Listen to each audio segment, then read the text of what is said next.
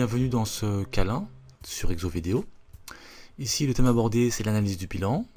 Donc en fait on va avoir une simple présentation du bilan comptable afin de se familiariser avec les différents éléments qui le composent. Donc je me dirige vers un extrait de bilan, voilà. Donc ici le bilan comptable de l'entreprise se distingue par deux grandes parties. Ici le côté passif et de l'autre côté le côté actif. Dans le côté passif, nous avons en fait ce qui concerne les ressources de l'entreprise, c'est-à-dire ce côté répond à la question d'où proviennent les ressources de l'entreprise.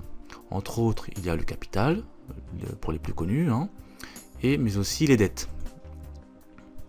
Voilà pour la partie, je dirais, passif. De l'autre côté, côté gauche, donc nous avons le côté actif.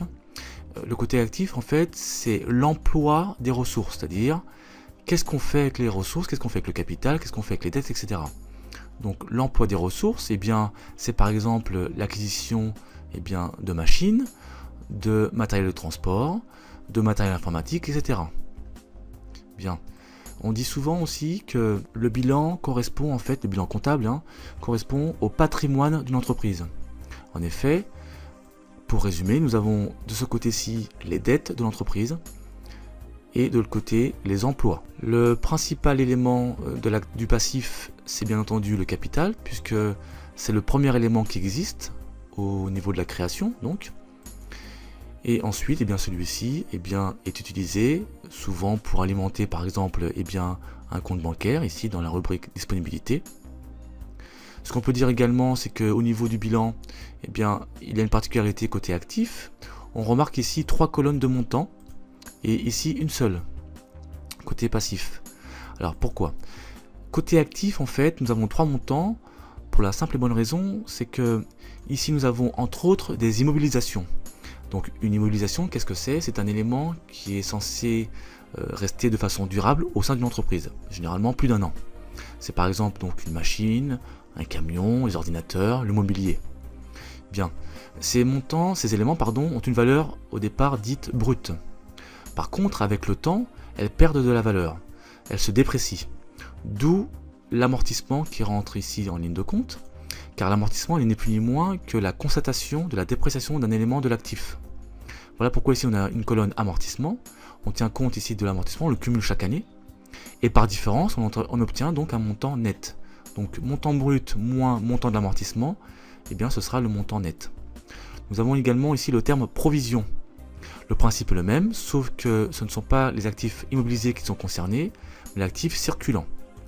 Alors, l'actif circulant, le terme circulant en fait, provient du fait que les éléments qui sont concernés sont en perpétuel mouvement, bougent pratiquement tous les jours. Donc, je reviens au terme de provision. Le principe est le même, c'est-à-dire que le stock peut perdre de sa valeur pour une raison quelconque. Les créances clients, donc les créances, je rappelle qu'une créance en fait, qu'est-ce que c'est? C'est lorsque le client vous doive de l'argent. Donc les créances clients également, on peut créer une provision, voilà, et par différence on aura donc un montant net. Pareil, même principe, montant brut moins le montant de la provision, ça nous donnera un montant net. Il faut préciser que les colonnes net ici et ici au passif doivent être égales au niveau du total général, c'est-à-dire ici. Et en fait, ce qui équilibre le bilan comptable, c'est la rubrique résultat net de l'exercice, donc soit un bénéfice, soit une perte. Donc on peut très bien avoir un montant ici, montant négatif ou montant positif. Et c'est également l'élément, je dirais, commun entre le bilan comptable, ici présent, et le compte d'exploitation de l'entreprise. C'est le seul élément ici qui lie les deux, entre guillemets.